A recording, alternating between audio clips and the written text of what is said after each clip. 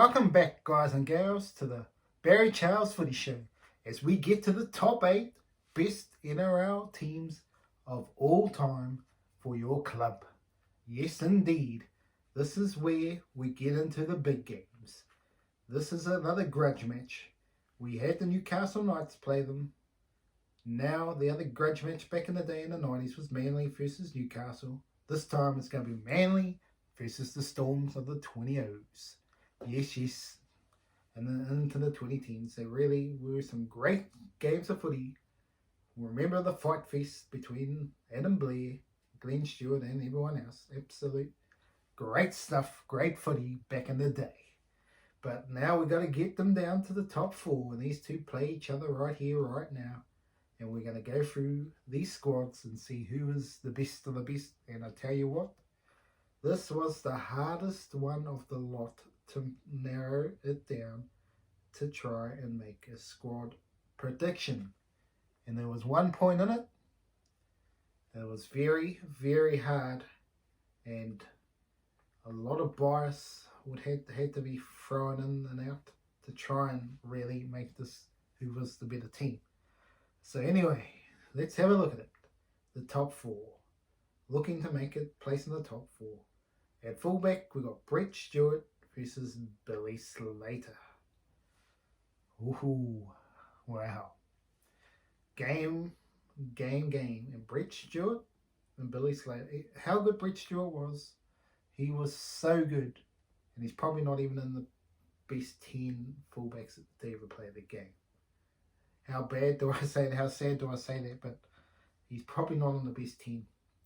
So Billy Slater, who is the number 1, arguably the number 1. Some other people will differ, but Billy Slater to me is the best player to play the position. More than likely, even though Clive Churchill was a good player and a few others are in the boat, Billy Slater is definitely hands down one of the best to ever play the game, which makes it hard for Brett Stewart to win this one. But where Manly are strong here, Manly are very strong here, and this is putting pressure on the Melbourne Storm here, is the back line. Ken Irvine, Steve Matai, Bob Fulton, and Michael O'Connor. Taking on Israel Folau, Greg Inglis, Matt King, and Marcus Bai. Now, the way I saw it, Greg Inglis hands down beats Steve Matai, so that was pretty simple. But even though Steve Matai's a great player, but Greg Inglis is just great. Which leaves us with Ken Irvine. I think he would beat Israel Folau. But Israel Folau could have been if he'd stayed in the NRL for his whole career, then I would have really put him up. Bob Fulton beats Matt King, and Michael O'Connor beats Marcus Bai, obviously, so it was pretty hands down. Number 6, Cameron Munster. Potentially could be better than this player, but I just think overall Cliff Lyons, just what he did, I had to put Cliff Lyons on top here. But then this one was clear cut. Cooper Cronk beats Daly Cherry Evans. It's pretty simple, pretty easy, that one. But this is where the Melbourne Storm come flying back in the forward pack. So Manly have Jason King, Mark Carroll, Geoff Toovey. But they're taking on Glenn Lazarus, Cameron Smith, and Jesse Bromwich. And although you could say Mark Carroll might be better than Jesse Bromwich, I think overall all 3 of the Melbourne Storm props and hookers would win out. And then the battle between the second row and lock position was very, very tough. Very, very tough. And this was basically the decider of this. So we're going to come back to that. It was basically the decider of who made it through to the top 4. We're going to go to the bench first.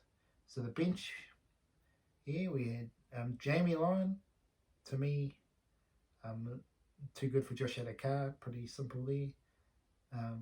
Ian Roberts beats Robbie Kearns. I think that's pretty simple there.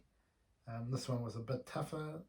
Dallas Johnson or Anthony Watmo, they're pretty even type of players.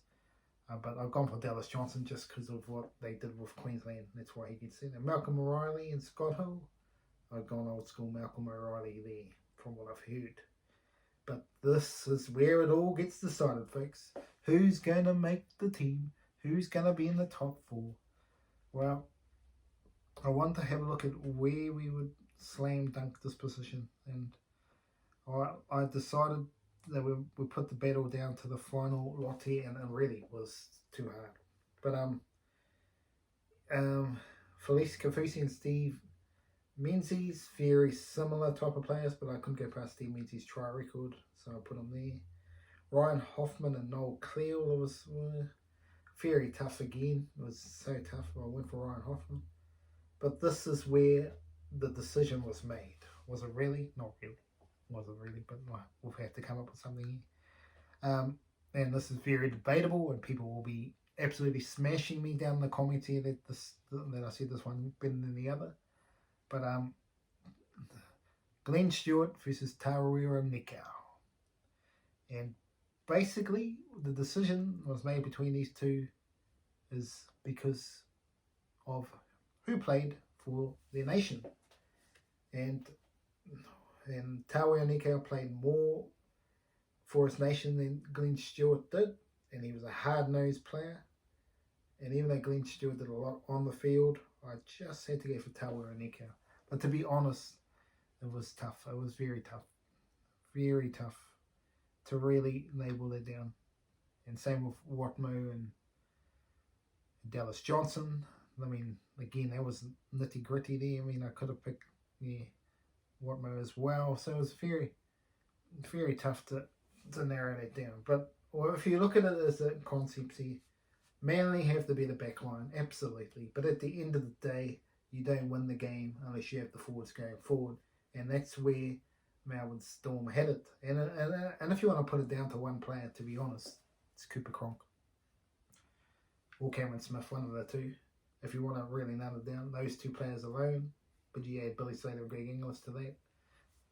As I said before, it's just the dynamic team. And with the forward pack the Melbourne Storm have got, they are pushing towards being the best team in this competition. Are they the best team in this competition? And we will find out.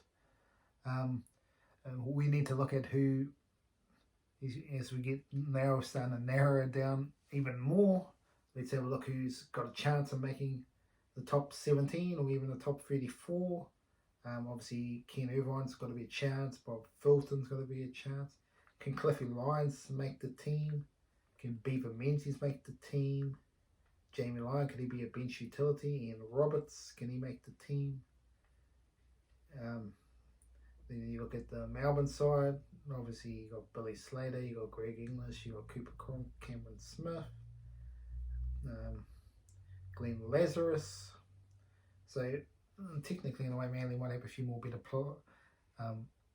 a more rounded squad, but just star players, Melbourne Storm, and it's always been the thing with the Melbourne Storm. They got star-studded players, and they just snuck home. But this was very debatable. I could easily say Manly could have won this one as well, but it was so hard. It was so hard to really narrow it down. Glenn Stewart, again, as well, was a very good player. They were both very good players, so it was hard to nut it down between those two. But that's the way it went. Let me know if you liked the choices or who you thought could have been in there. But anyway, smash the like button and remember to subscribe to the channel. Enjoy your day.